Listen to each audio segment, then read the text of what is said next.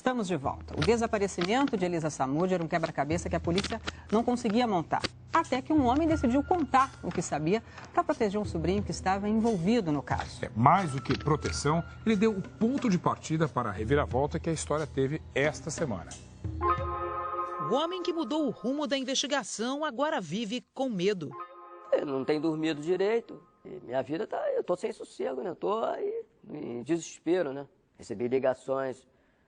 Aí, mané, se liga, já era, dessa vez tu vai, compadre, não tem saída para você. Ele pediu à polícia para ser incluído no programa de proteção à testemunha, mas ainda não houve resposta.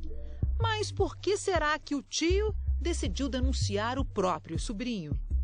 A história começa quando o menor foi morar na casa do goleiro Bruno há 3 meses. Ficava ali, varria uma coisa, limpava outra, ele sempre dava uma força dentro da casa.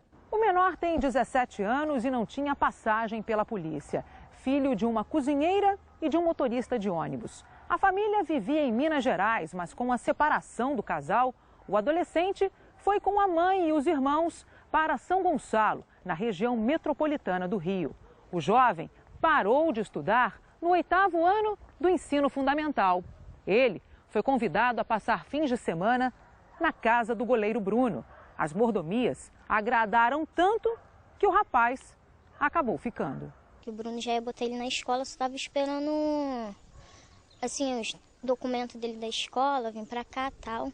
Os irmãos do adolescente sentiam saudades dele e faziam visitas. A última teria sido uma semana antes do desaparecimento de Elisa.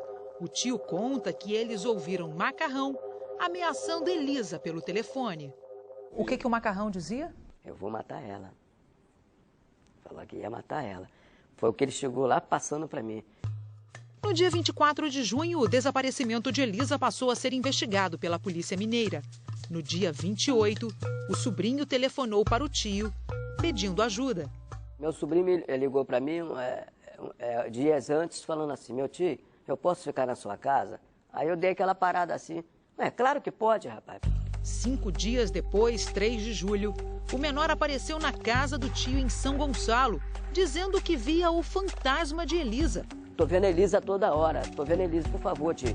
Falei, que história é essa, rapaz? Vamos lá dentro. Aí coloquei ele pra dentro da sala, ele sentou no sofá comigo, começamos a conversar, ele tremendo muito, chorando muito. Ele desabafou e contou a história. Bruno teria ficado furioso com a fuga do menor e exigiu que ele voltasse. Ele voltou. O sobrinho ficou incomunicável por 2 dias. Não atendia aos telefonemas do tio. Foi aí que o homem decidiu fazer a denúncia. O que levou a denunciar foi o estado que ele estava, que ele se encontrava, e que ele chegou na minha casa pedindo socorro, e a distância que ele ficou depois, eu não tinha contato com ele, eu não sabia o que estava acontecendo, eu temei a morte dele, fiquei com medo de matarem ele. Foi assim que a polícia do Rio entrou na investigação. O menor foi apreendido na casa de Bruno. O depoimento do menor mostrou a frieza, a premeditação, a cadeia de fatos que foram organizados, planejados para o desfecho que acabou acontecendo em Minas Gerais. O depoimento do menor foi o ponto de partida para as prisões feitas ao longo dessa semana. O jovem afirma que Bruno não presenciou o assassinato de Elisa Samúdio, ao contrário do que disse Sérgio, primo do jogador.